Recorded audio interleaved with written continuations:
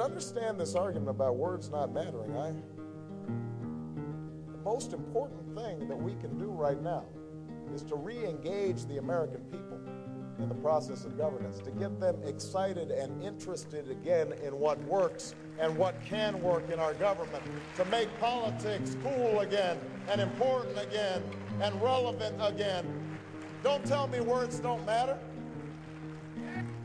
I have a dream, just words.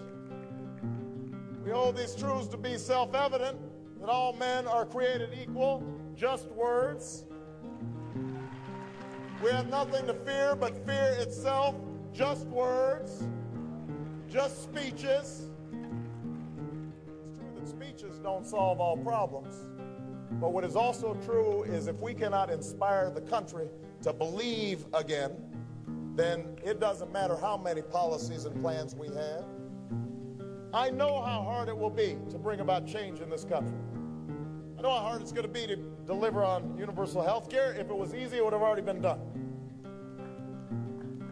I know how difficult it will be to bring about a sensible energy policy in this country. ExxonMobil made $11 billion this past quarter. They don't want to give up their profits easily. I know how hard it will be to alleviate poverty in places like inner city Milwaukee or the south side of Chicago. That poverty is built up over generations, over centuries. Same thing in the reservations. There's a long history there that we've never fully accounted for. I know how hard it will be to fix our schools because it's not just a function of money. It is a function of changing attitudes. We're going to have to change how we teach our children. We're going to have to change how we nurture them. We're going to have to parent. And changing culture is a hard thing.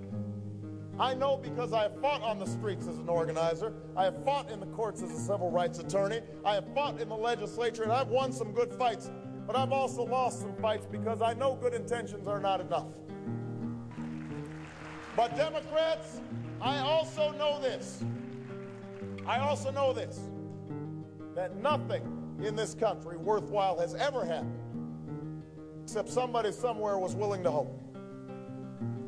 That's how this country was founded, by that greatest generation, by that group of patriots that declared independence against the mighty British Empire. Nobody gave them a chance. That's how slaves and abolitionists resisted that wicked system, and how a new president charted a course to ensure this country would not remain half slave and half free. That is how the greatest generation, my grandparents' generation, my grandfather fighting in World War II, my grandmother staying behind. John F. Kennedy didn't look up at the moon and say, oh, that's too far. We can't go. False hopes. Martin Luther King didn't stand on the steps of the Lincoln Memorial and say, go home, everybody, the dream's deferred. False hopes. Y'all need a reality check.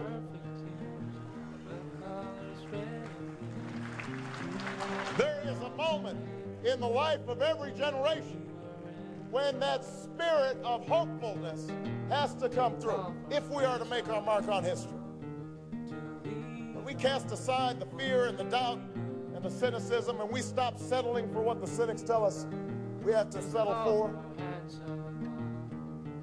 and we join together and we decide that we are going to roll up our sleeves and we are going to remake this country block by block, neighborhood by neighborhood, county by county, state by state.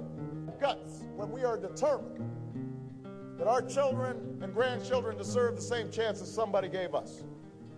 When we make a determination and we are willing to fight on the basis of the conviction that we are going to keep the dream alive for those who still yearn for justice, who still thirst for opportunity. And Democrats, this is our moment. This is our time.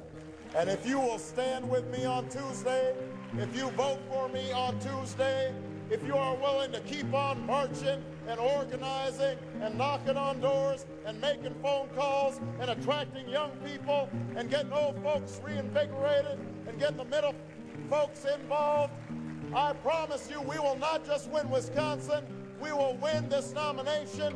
We will win the general election. And together, you and I, we will change this country and we will transform the world. Thank you, Wisconsin. I love you.